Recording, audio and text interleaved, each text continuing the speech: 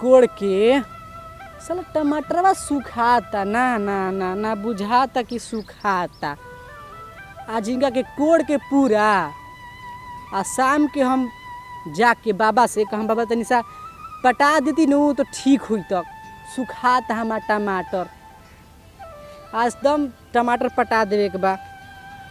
हमर क्या जाने के न बिया धनिया ना आइला के महाराज कहीं कभी ले।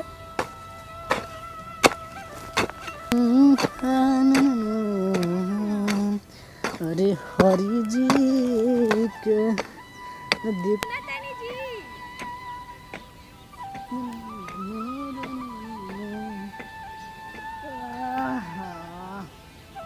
जी सुना तनी। अरे खाना ला देनी रहुआ के आ गेलू का? हाँ जी। अरे तोहरे के कबे से सोचत रहे कि अभी ले खाए लेके ना आइलू। अरे रे रे रे काम खेतवा बड़ी पटाए के बना जी। आज कोड़ दिल बानी। हाँ। आज जा तनी हौ ये जी देखी ना पसीने पसीने लगल बा। छोड़ी बाद में काम करम। अच्छा। चली पहले पेट में मतलब अन्न पानी चल जाई तबे नु तनी काम करम। का बना के लेल बड़ू?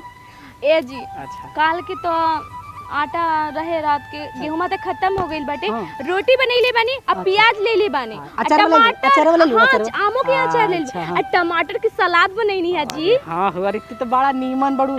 सुनो ना हाँ जी बोली। उनका से मंगल हो ना अचार बा।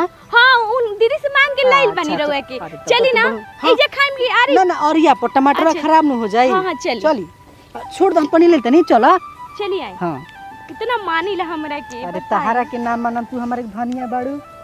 हां जी भगवान के दरदिया होले बड़ी जो राजा जी के तूरल देही।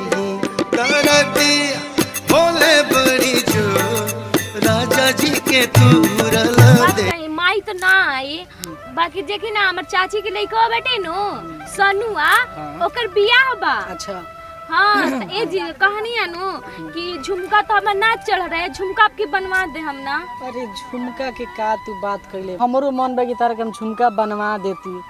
देखा तोड़ू बारिश हो गिलक पूरा आलू में पाला मार देलक आ टमाटर के हुए हाल बा सूख गइलक। बताव अब बाजार के तो तू देखते बड़ू रोज जात हूँ किने खाती सब्जी के भाव देखते बड़ो कैसे बढ़ता। अभी होई त तारा के कीन देम हमरो बहुत शौक बा। अरे का बताए किसान लोग के बहुते दिक्कत बा। बताए और में भगवान जी बारिश जालन त औरो हमी के दिक्कत हो जाला। देखा तड़ू आज धूपा करत रहन त काल बदरी देता यही पे डर लागेला कि का होई का ना होई। बोरा जी त टमाटरो सब खराब हो जाई। हमर रिवा बेटी के ना फीसो भरे के बाटे कहते मम्मी रे काल है हमर। अरे का करी रे दादा।